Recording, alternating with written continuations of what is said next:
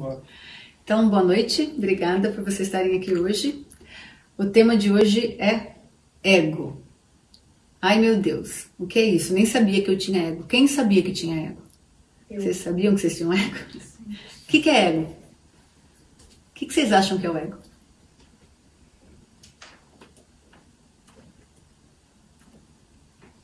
O que nos move primordialmente. O que nos move primordialmente. E o que mais? Alguma outra sugestão para que seja ego? Acho que é mais uma força inconsciente. É uma força inconsciente. Muito bom. Muito Acho que bom. ela pode ou não ser inconsciente, né? É?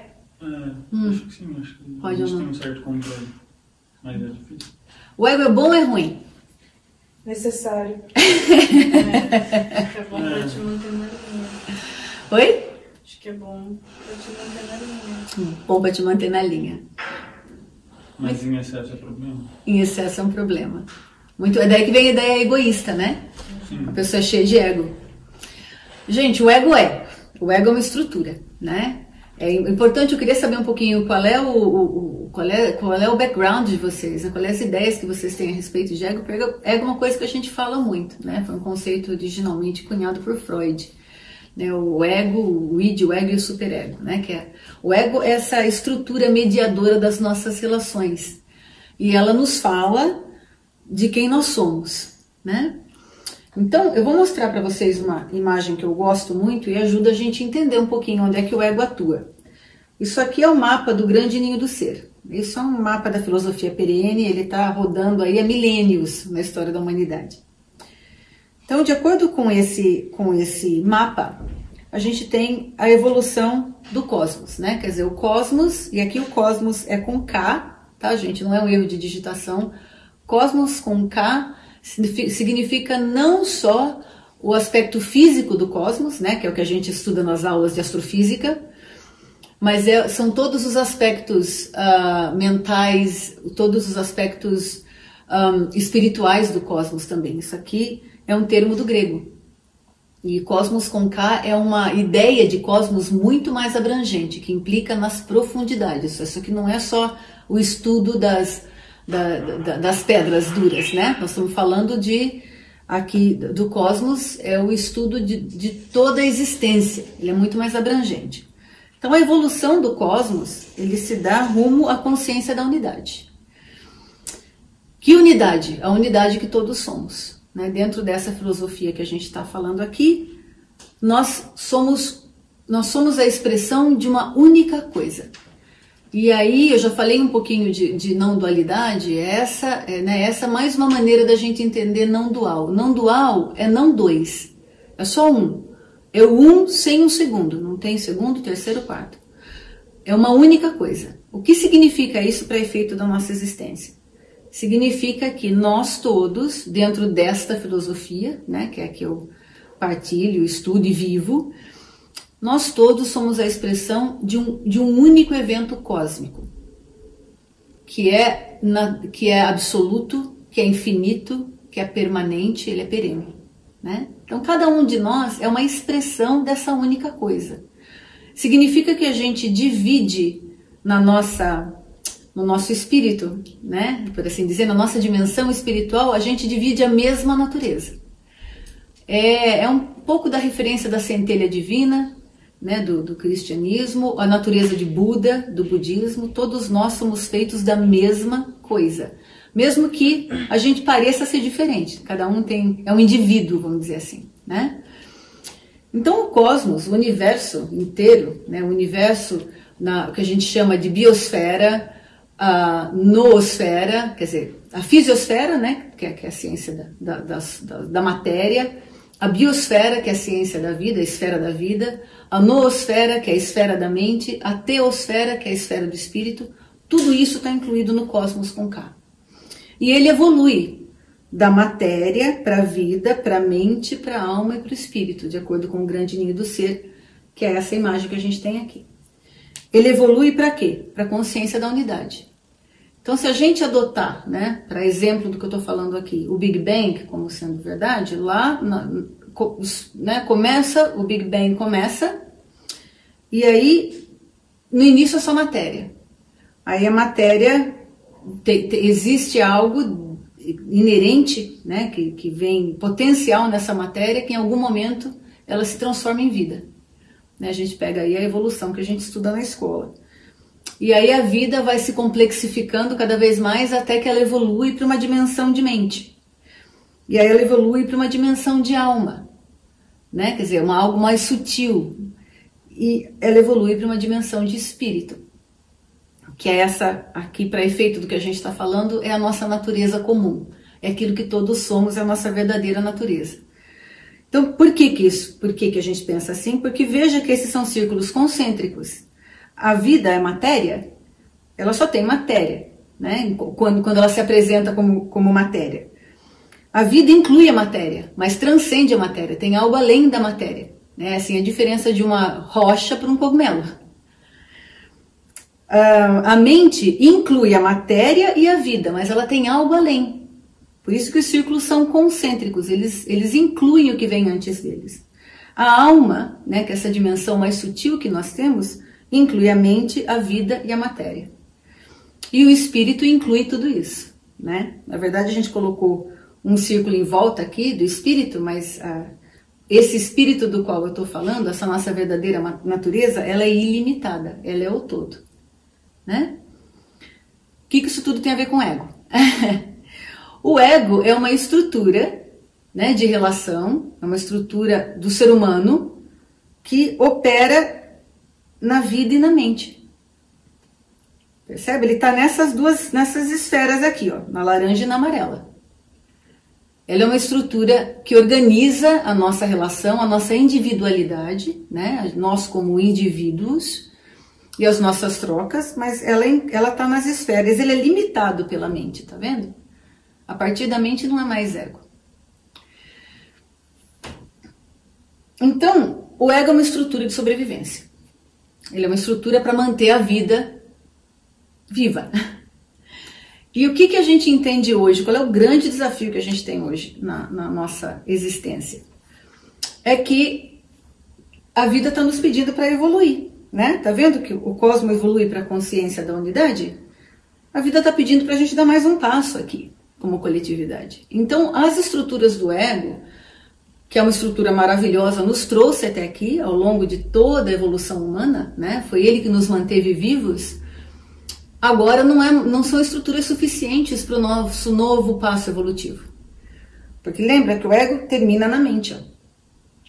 E agora a gente está sendo chamado para viver maior integralidade. A vida ficou muito complexa, o ego não consegue mais organizar a vida. Né? Então, a gente vive uma tensão. Porque a gente sente um chamado de que tem mais para a vida, né? A vida não pode ser só isso, não pode ser só sobreviver, não pode ser só trabalhar, não pode ser só, né? Todo mundo se preocupa, ai meu Deus, tem que fazer uma faculdade, tem que conseguir um emprego, vou conseguir sobreviver, vou conseguir, né? Tem um chamado da nossa alma, do nosso espírito nos chamando para mais, mas a gente ainda está limitado pelas estruturas do ego. Então, isso gera uma enorme tensão existencial em todos nós, né? Então, isso também é a fonte de muita ansiedade e muita depressão que a gente vive atualmente. Porque a gente não consegue, a gente sente que quer expandir, mas não sabe como.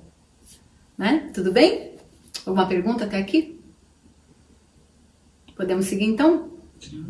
Muito bom. Um outro jeito de a gente entender o ego, porque ele é uma estrutura de sobrevivência, ele não é uma estrutura para a gente viver grande, maiúsculo, pleno, gostoso. Eu adoro viajar, né? Quem me conhece sabe disso, eu amo viagem. Então, o ego é o guia turístico mais chato que existe. É o mais chato do universo. Então, imagina que vocês ganharam uma viagem dos seus sonhos. Vai ser uma coisa maravilhosa, era tudo que vocês mais sonhavam, assim. É abrir o papel dourado do chocolate, da fantástica fábrica de chocolate. Pronto, você foi sorteado, você vai. Aí você tá feliz da vida, você arruma a mala, você tá naquela alegria, você pega o avião, chega no destino. Chega lá, quem que tá te recebendo, né, para guiar você na sua viagem? O ego. Aí o ego começa. O ego tem medo. O papel dele é proteger você. Por que ele é chato? Porque o papel dele é te proteger. Aí você fala, nossa, eu tava vendo aqui que tem esse lugar lindo, que eu quero ir pra cá e vai ser super legal. E daí, não, muito perigoso. Não, lá é perigoso porque é em cima de um morro e aí é alto, você pode cair. Aí você fala, não, mas eu tomo cuidado, vai ser legal, porque diz que a vista é maravilhosa. Não, lá a gente não vai, lá não pode. Aí você fala, bom, tá bom, então vamos nesse restaurante aqui, porque eu vi que tem um prato maravilhoso que é local e eu quero experimentar. Eu, não, você não pode, porque você pode ficar alérgico, você não sabe o que vai nessa comida, você pode não reagir legal. E na pior, se você não gostar, não é nada disso que você quer comer, vai ficar triste, chateado, vai ficar emburrado, ou vai te dar azia, não faz isso não, come o que você sabe mesmo, que você já conhece, que não tem problema, que a gente conhece. Aí você vai lá e pede aquela experiência.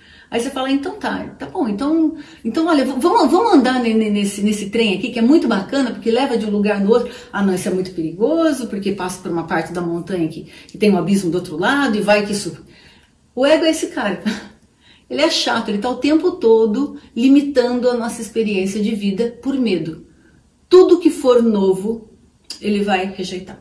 É da natureza do ego rejeitar tudo que é novo. Ele não gosta. Inclusive sofrimento. Então, às vezes você está numa situação difícil, está sofrendo, né? Ou está numa relação que não é uma relação legal, ou está num emprego que já não te atende mais há muito tempo, está se sentindo... Aí você fala, um dia você acorda decidido, eu vou acabar com isso agora. O sofrimento vai acabar nesse dia. Vou resolver essa relação, vou sair desse emprego, ou vou mudar de vida, ou vou mudar para uma casa, ou vou pegar um bicho de estimação, sei lá, o que você quiser fazer. Aí vem seu ego. Olha, não faz isso. Não, imagina, você vai separar aí dessa pessoa. E se você ficar sozinho? Pensa que horrível vai ficar. Você vai ficar sozinho, ninguém vai te querer, e daí você não vai ter o que fazer, é muito chato. Então não fique antes mal acompanhado do que só. Vai ficar. Pelo menos aqui esse sofrimento a gente conhece. Então fique em paz, você sabe já lidar com o mau humor dele ou dela, você já sabe lidar com isso, deixa pra lá. Ou você vai mudar de emprego. Ah, não, pelo amor de Deus, viu a crise que tá aí fora? De jeito nenhum, você vai mudar de emprego? Pelo amor de Deus, você vai ficar desempregado, você não vai ter nada para fazer na sua vida. Não, você vai morrer de fome, largado na sarjeta, porque na hora que a gente precisa de amigo, não vem amigo nenhum, você vai ficar lá sozinho. Então o ego é uma estrutura de medo. Ele não permite, ele não quer saber nada dessa conversa de você explorar novos horizontes. Ele não gosta disso. Porque... Lembra qual é o papel dele? É te manter vivo, é sobreviver. Então ele prefere que você fique numa situação limitante, ilimitada, mas pelo menos o universo dele é desse tamanho, ele consegue controlar, né? Consegue controlar até chegar a pandemia. Quando chega uma pandemia que é maior do que ele, daí fica todo mundo apavorado. Mas é isso que ele faz. O que é interessante a gente notar a respeito do ego é que ele é uma estrutura recente na evolução humana, ele não é uma estrutura muito antiga, né? A gente acha que quando a gente estuda lá a história, a época medieval, o século II, III, o grande Império Romano, a gente acha que é todo mundo como a gente é, né? A gente olha... Interessante a gente estudar a mitologia, porque, na verdade, se a gente está julgando a mitologia ou julgando a história com o desenvolvimento que a gente tem hoje, nós não estamos julgando a história, né? Porque o mundo lá era muito diferente do mundo aqui. E o ser humano também, né? Uma pessoa do século XIV tinha uma estrutura de pensar, né, muito diferente de alguém do século XXI. Então, quando a gente do século XXI está estudando essa história, isso às vezes nos escapa, né? A gente está julgando com os nossos valores. E assim é para a escravidão, que hoje para a gente é absolutamente abominável e inaceitável, mas na época em que isso surgiu, para muitas pessoas isso era aceitável. E uma série de outras, né, de outros exemplos que a gente tem ao longo da história. Uma das coisas que a gente muitas vezes não para perceber é que o ego do século XIII, por exemplo, XIV, é muito diferente do século XXI. Né? As pessoas daquela época, elas tinham a identidade, o indivíduo, ele não era um valor nessa época, né? Essa é uma das expressões da Renascença, né? A gente começa, até a Renascença, do século XV em diante, os artistas não podiam assinar as obras dele. As obras eram de Deus, né? Imagine que o Michelangelo vai lá e assina a Capela Sistina. Isso não podia acontecer. Então, a partir da modernidade, quando a gente começa aí a divisão dos três grandes, né? Quando ciência, arte e religião começam a ser esferas distintas da atuação humana, é que a gente começa a ver o ego ganhando, né? O indivíduo ganhando uma proeminência na sociedade, uma proeminência na nossa vida. Então, naquela época, todo mundo fazia o que todo mundo fazia. Era meio que uma mentalidade de rebanho, vamos pensar assim, uma mentalidade muito de tribo, né? Aí, no iluminismo, o ego ganha, no século XVII, o ego ganha, a partir do século XVII, o ego ganha essa proeminência, né? E a gente começa a valorizar cada vez mais a expressão individual. Que chegou, né? Que é um indivíduo, é um ser que não é dividido, né? E ela chegou no seu ápice, a gente vê isso muito nas mídias sociais hoje, né? Na idade, no pós-modernismo, que é onde a gente está hoje. Então, a gente é só ego, né? E uma das heranças terríveis disso, dessa ideia de que sou eu o tempo todo, é, por exemplo, o que a gente está fazendo com o planeta, né? Quer dizer, a Terra está exausta, ela não tem condição de fornecer o estilo de vida, né, que a gente vem tendo, mas é tudo, o ego assim, é tudo a respeito dele, né? É tudo a meu respeito. Então dane-se se não vai sobrar. E outra coisa que o ego, que é uma característica muito clara de ego, porque como ele é a estrutura que tem que estar na sobrevivência o tempo todo, ele vive na escassez, né? Da maneira de pensar do ego, para ele ter alguém, não tem o suficiente para todo mundo, então alguém vai ter que ficar sem, né?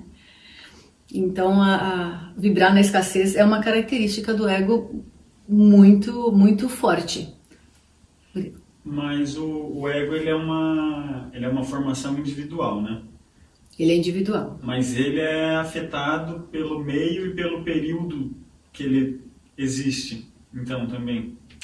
Porque o que você falou, né, do século XIII, como as pessoas viviam e como que era a visão de como são as coisas de cada pessoa, mas que para nós agora é um absurdo. Essas mudanças vão acontecendo de interações de um ego com o outro. Exatamente, do ego com a cultura, Murilo. Ótima pergunta. É isso mesmo. É isso mesmo. Então, veja, nós somos seres sociais, né? Não dá, assim, quem aqui já pensou em si mesmo, mas o mundo não estava lá? A gente nunca pensou na gente sem ter o contexto do mundo atrás da gente, né? Quer dizer, o ser humano existe em relação a, ele não existe por si, né? E isso vem de maneiras muito básicas, a gente pode ver isso, né? Então, por exemplo, eu só sei se eu sou alto, se eu sou gordo, se eu sou baixo. Então, a gente pegar só características físicas. Porque tem pessoas que são diferentes disso, né? Porque tem outros seres humanos, quer dizer, eu não posso me comparar com um cachorro e me achar alto como ser humano. Eu posso me achar mais alto que o cachorro, mas eu não posso definir se sou um ser humano alto ou baixo, se a minha comparação não for um outro ser humano, né? Então, a sociedade, os outros egos, né, eles nos dão um contexto da nossa experiência. E sem dúvida nenhuma, nós alteramos a sociedade, né? Porque quando a gente fala essas entidades coletivas, o governo, aquele povo, é feito do quê? É feito de indivíduos, né? É por isso que a gente fala, que Gandhi fala tão lindamente, seja a mudança que você quer ver no mundo.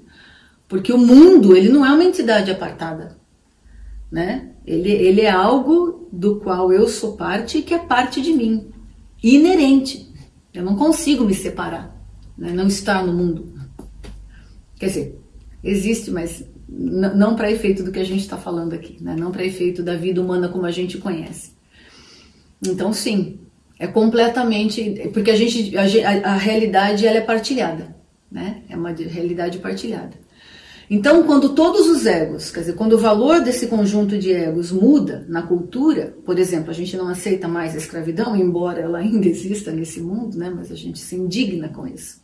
Antes ninguém se indignava, era uma coisa normal. O valor, essa realidade muda o mundo, né? Respondi sua pergunta?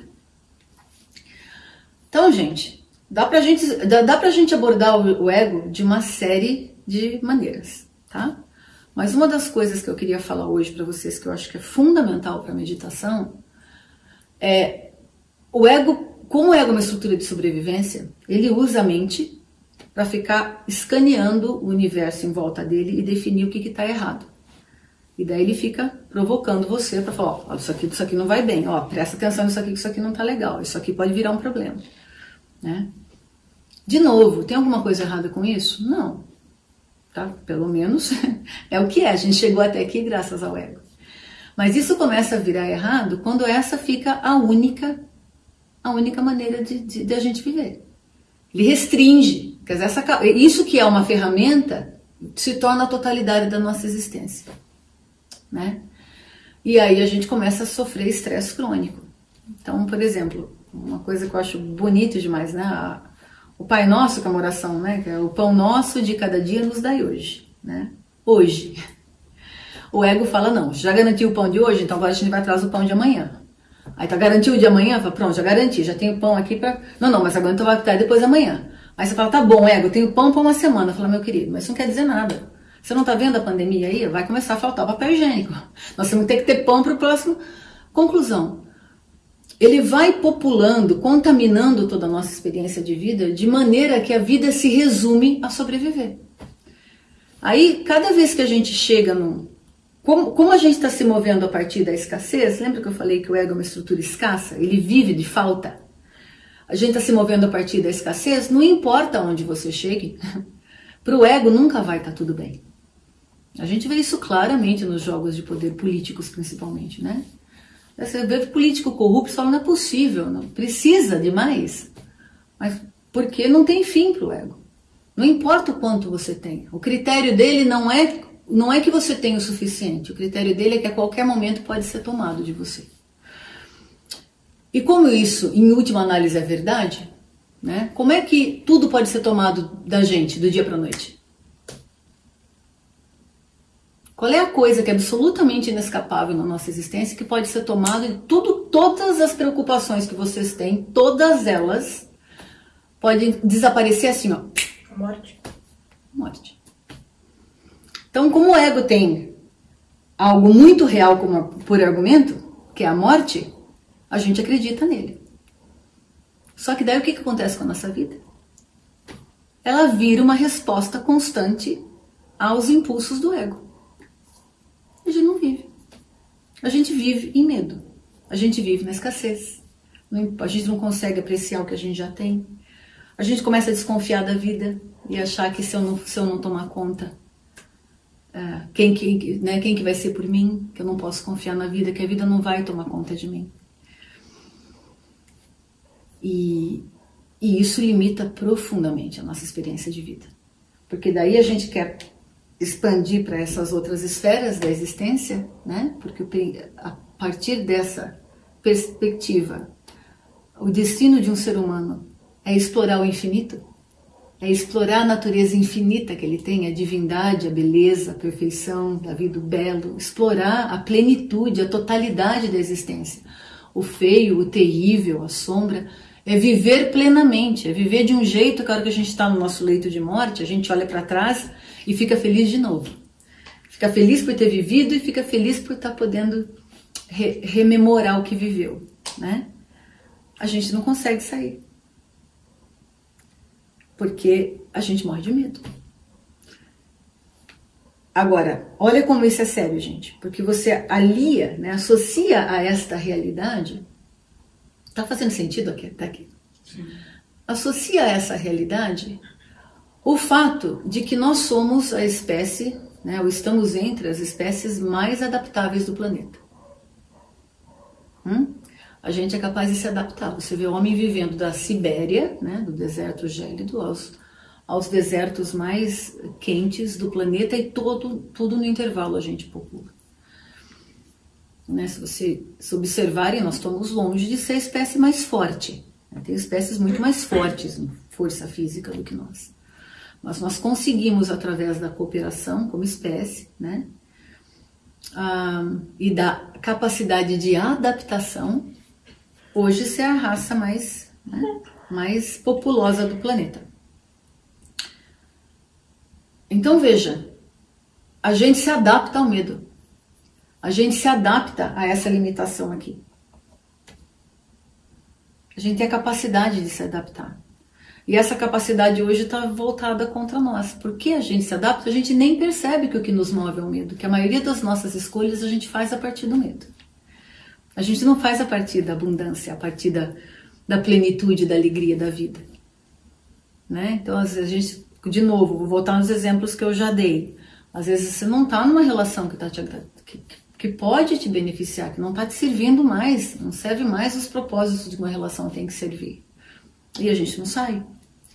A gente às vezes não está num emprego, ou num tipo de vida, ou não tem hábitos, por exemplo, que são hábitos saudáveis, que a gente sabe que já não estão alinhados mais com o nosso convite, né, com o impulso da vida.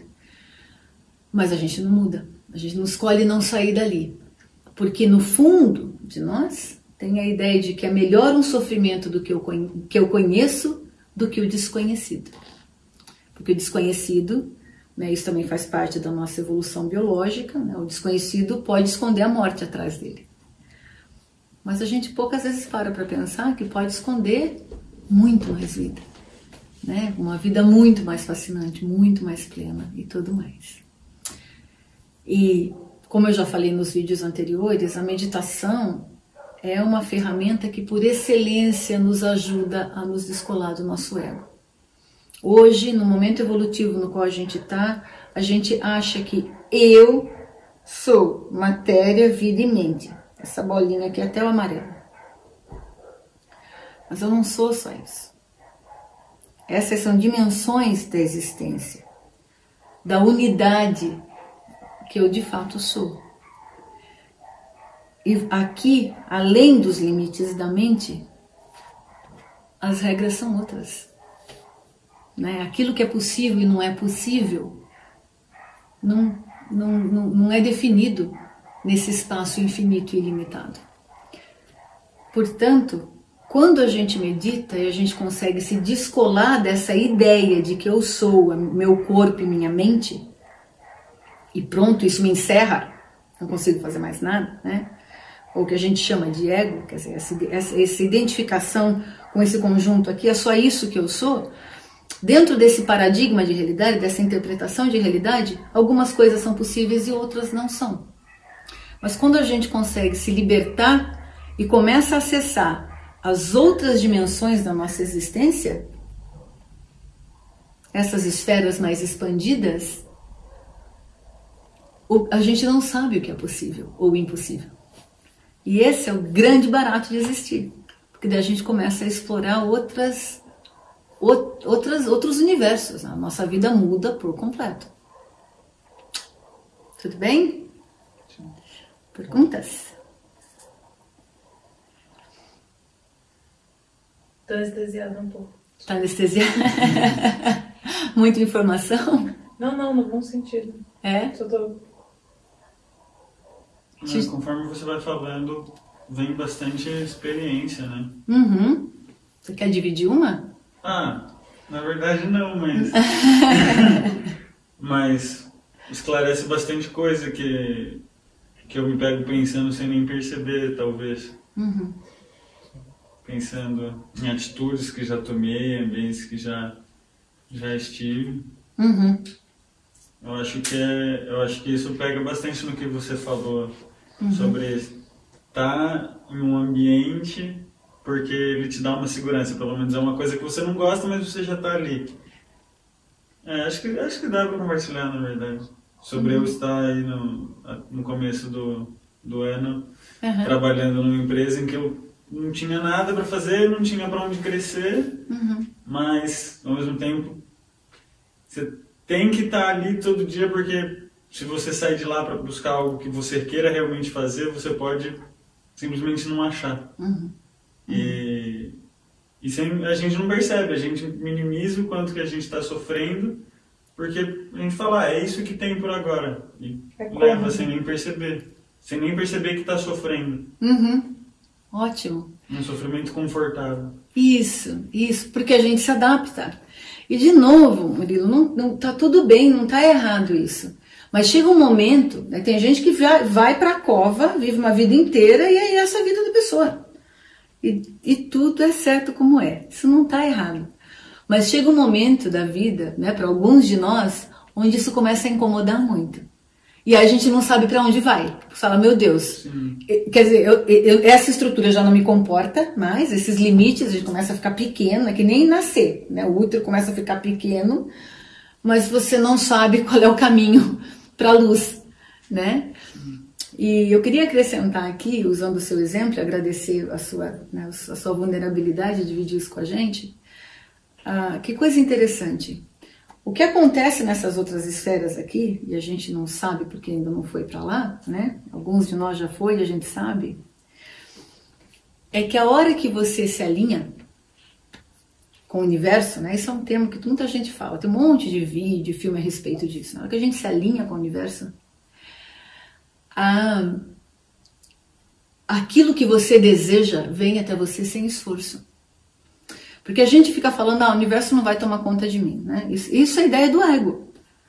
O ego, quando ouve uma coisa dessa, quando eu falo, olha, tem um poder imenso aqui, você não tem esforço, veja, a força disso aqui é a mesma energia que está hoje explodindo supernovas, né? O universo é abundante, gente, ele é absolutamente abundante, não é que tem para todo mundo, tem para todo mundo e tem mais do que o suficiente. Tem pra gente deitar e rolar, né? Em termos de energia e de sustento da vida, de explorar a vida e tudo mais. Explorar aqui no sentido positivo que eu tô falando, tá?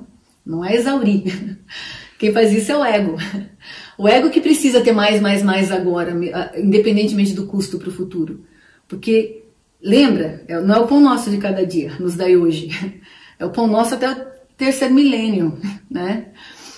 E aí não tem mesmo. Se a gente antecipa todo o futuro para agora, não, né? Mas a vida não falta. Mas observa que coisa interessante, como é que o ego faz. Ele ouve isso, ele fala, ótimo, então eu vou aprender a manifestar a minha própria criação. E aí ele já se vislumbra tendo um monte de poder e sendo invencível. Então o que o ego faz? Quando eu falo em me alinhar ao universo, e o universo está cuidando de mim, não é se alinhar a partir do ego. Entende? Porque o ego, ele olha para isso, ele sequestra essa ideia e ele fala, ótimo, agora eu quero ficar invencível. Agora ninguém... E a gente vê, tem um monte de figuras públicas, né?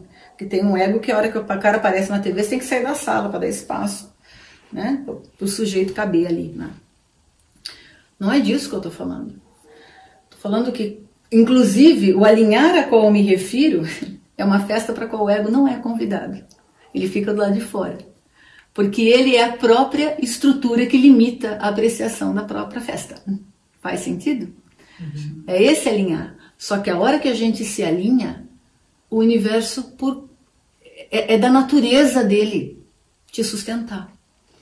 Então, às vezes as pessoas, né, olham, né, vou falar da minha vida e falar, mas é fácil você falar isso com a vida que você tem. O que as pessoas não percebem é que a vida que eu tenho é uma consequência do alinhamento. Não é que primeiro eu consigo tudo que eu quero, fico descansada, bom, agora, porque é o que eu penso. Ele fala, vamos ficar bem seguro primeiro, depois a gente vai atrás dessa coisa da espiritualidade, meditação.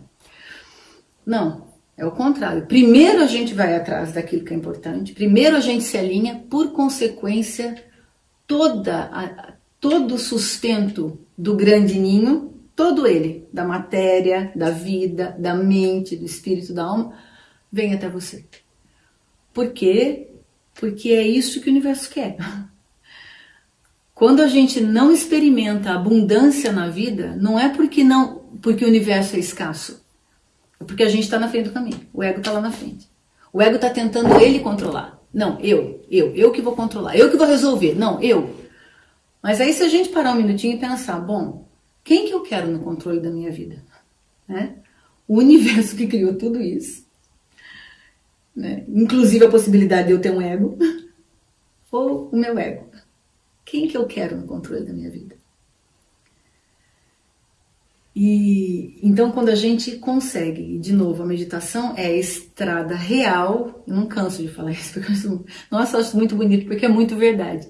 Ela é a estrada real para a realização da sua unidade, da sua identificação, não mais com o seu ego, mas com a sua natureza profunda, com esse uno, com essa uma única coisa, com esse sem o segundo, né? Então, quando eu falo em Deus, é Deus nesse sentido, não é o Deus mítico. E o Mário Quintana, para a gente ir encerrando, tem uma frase que eu adoro. Ele fala, só Deus pode falar de solidão, porque Ele é o único que não tem par. Eu acho que é um jeito muito poético de falar de não dualidade. Não dualidade, meditação não dual, a realização da não dualidade é a gente realizar a nossa natureza única, né? Única. Eu e o Pai somos um, e nós somos irmãos, né? A nossa natureza crística. Foi isso que Cristo falou. Ora, se eu e o Pai somos um, e nós somos irmãos, logo eu, que não sou Jesus, mas tenho uma natureza crística, e o Pai, somos um. Só tem um. É o um sem o segundo. Então, quando a gente medita, a gente consegue experimentar essa natureza. A gente consegue tocar e se estabelecer, né, com a prática meditativa persistente, se estabelecer nessa natureza. Aí você começa a confiar na vida. E você vai ver que tudo é certo como é mesmo. Tem uma perfeição que governa tudo isso. Que inclui tudo aquilo que a gente não gosta, inclusive. Né? Toda a parte que não é tão bonita. Da dualidade da existência. Tudo bem? Sim. Vamos fazer uma meditação rapidinho, então? Para a gente tocar esse gostinho desse centro? Vamos lá? Muito bom. Então a gente vai tocar essa nossa natureza. Ela é nossa natureza inerente, ela já é nossa, tá bom? Não tem nosso único caminho é se desidentificar do ego. A hora que a gente se desidentifica do ego, ela está imediatamente acessível, ela já está aqui, tá bom? Então vamos lá, coluna ereta, todo mundo.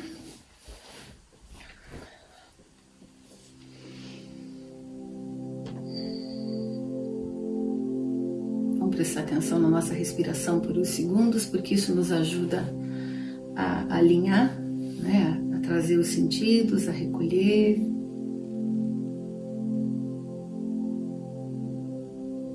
Muito bom. Observe sua respiração, mas não interfira com ela. O seu corpo sabe relaxar. Principalmente quando a gente não interfere.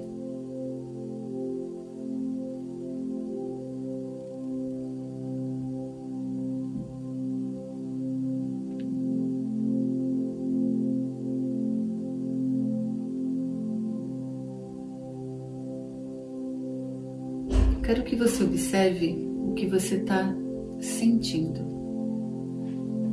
Não precisa descrever com detalhes, só observe o que você está sentindo.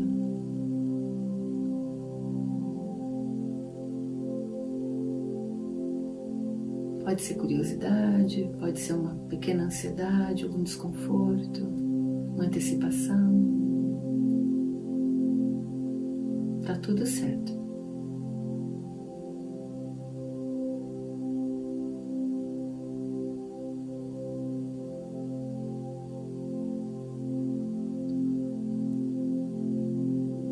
Você observe o que você está pensando. Só observe.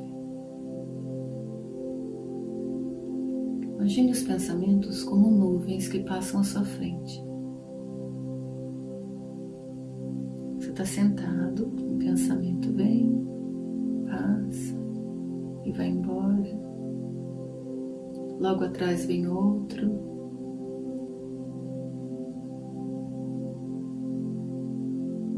Tudo é certo como é.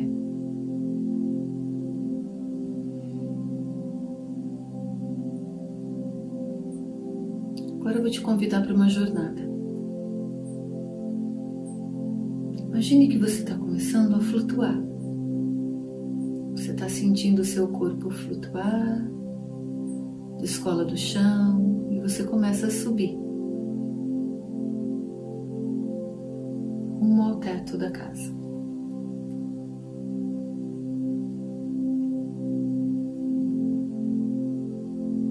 Você está subindo, você passa pelo teto, você olha para baixo e lá está o telhado da casa, e a casa vai ficando cada vez menor e você está subindo. Você já vê agora o bairro ao entorno, você já começa a ver a cidade toda e você está vendo agora uma montanha e outra, e você continua subindo muito leve, gostoso. Você está subindo, simplesmente subindo, subindo, sem nada para te parar, como um balão de hélio. Continua subindo, você já começa a ver o estado, já começa a ver os continentes e você vê a curva do planeta Terra. Continua subindo. Observe que lindo. Você está flutuando no espaço. E agora o planeta também começa a se afastar de você. Você olha a distância, está a Terra com a sua Lua. E você continua subindo. Você não para. E a Terra agora vai ficando um pontinho cada vez menor. Até que ela vira um pontinho. E você já passa pelo nosso Sol e continua subindo. E todo o nosso sistema solar também agora é só um pontinho. E você agora está flutuando no espaço.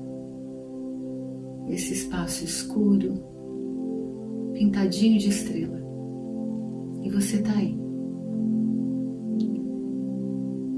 Agora, saia do seu corpo. E comece a observar o seu corpo lentamente. Dê a volta no seu corpo, 360 graus. Se observe de frente, do lado. Observe suas costas, o cabelo. Do outro lado. Agora você continua circundando o seu corpo, de baixo para cima, de cima para baixo. E aí está o seu corpo, flutuando no espaço.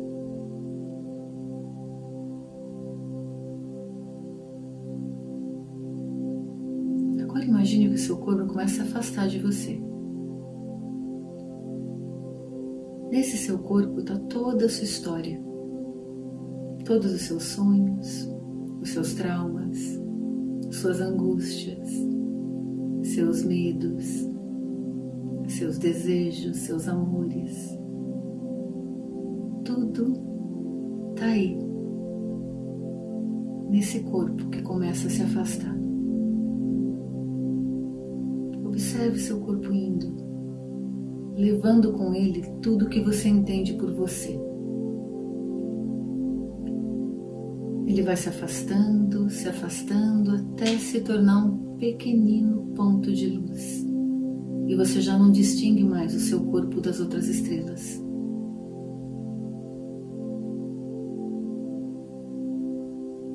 Respire, deixe ir.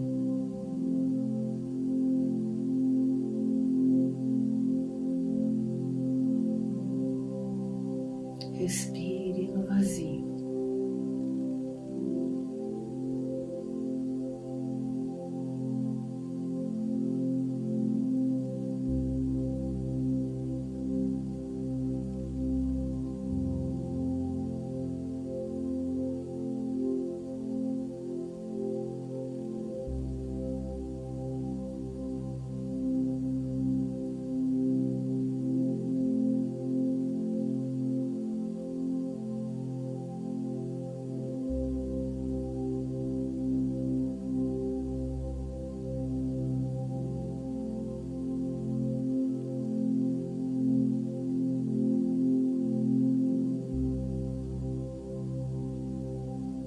Sinta a expansão.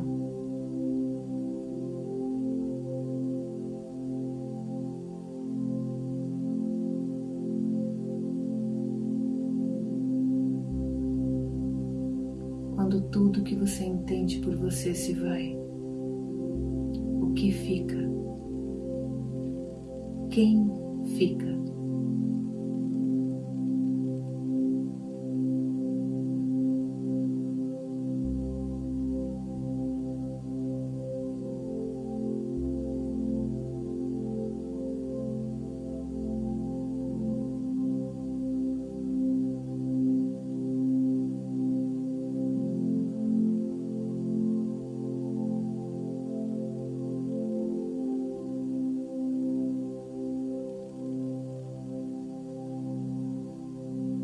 Muito bem.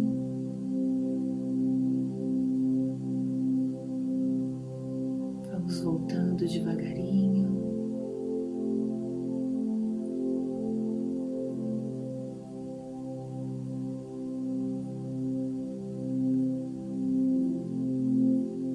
Facilmente, sem pressa, vamos retomando a consciência do corpo. Devagarinho, mexo os dedos dos pés, das mãos.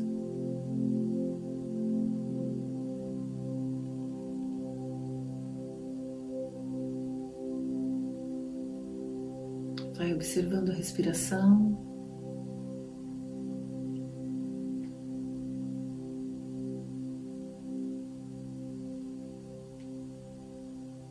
Quando se sentir preparado, pode abrir os olhos.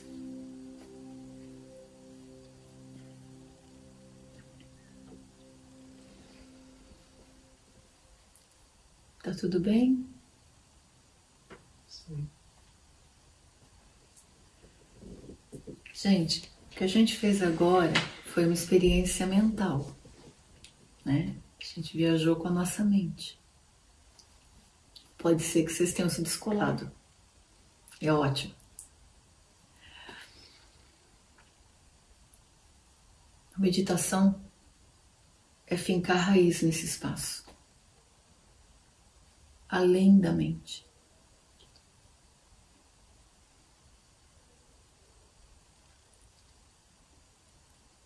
Muito obrigada pela audiência de vocês, pela participação. Até a próxima.